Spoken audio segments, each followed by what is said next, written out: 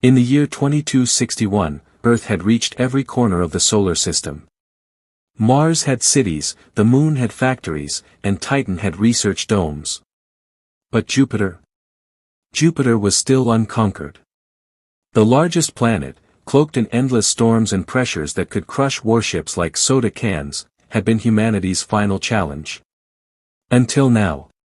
Commander Rhea Voss, 42, war veteran and survivor of the Titan Rebellion, stood aboard the HSS Dauntless, the first manned descent craft designed to reach Jupiter's upper atmosphere and survive. Their mission? To investigate mysterious energy pulses coming from 200 kilometers beneath the cloud tops, pulses not natural, but intelligent.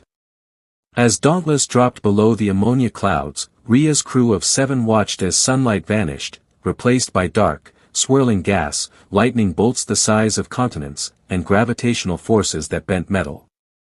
"This place hates life," muttered Lieutenant Jean Takeda. "Good," Rhea replied, tightening her harness. "So do I." At 180 kilometers, they hit the source. A floating structure, not human, powered by magnetic fields, hung silently in the storm. It wasn't a ruin. It was alive. Suddenly, their ship jolted. Energy spike. Communication blackout. Then, voices. Not words. Emotions. Warnings. Pain. The ship was pulled into the alien megastructure, a living storm-wrapped biosphere. Their AI, Cassie, deciphered partial data. The structure was a prison, and its creators were long gone. But the prisoners were not. Inside were massive, serpent-like lifeforms, intelligent, ancient, evolved in the crushing gravity and endless storms. They were called Revari. They had been trapped here for eons, by an extinct race that feared their power.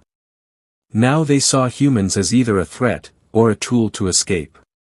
One Revari, smaller and wounded, communicated telepathically with Rhea.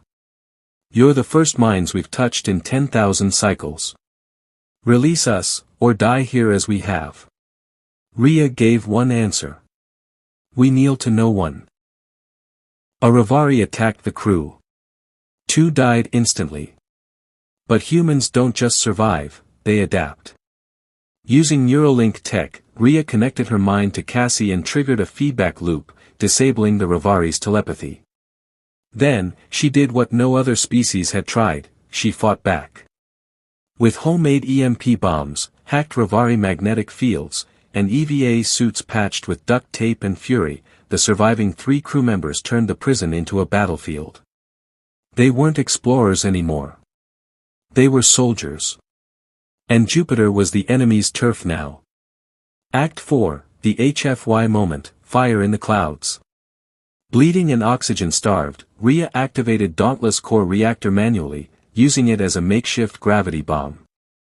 As the Revari surrounded them, thinking the humans broken, Rhea transmitted her final message back to Earth. "We found gods in the clouds. We showed them humans don't run. If this is our last breath, know this. Jupiter belongs to Earth now." The core detonated. A focused explosion that collapsed the prison, scattered the Revari into the endless storms, and launched the survivors into the upper atmosphere.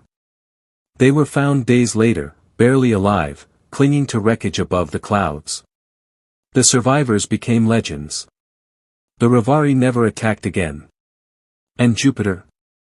It now hosts Stormpost 1, humanity's most dangerous outpost. In honor of the battle, every new pilot descending to Jupiter is trained with this phrase. "We are the storm. We are the fury. We are human."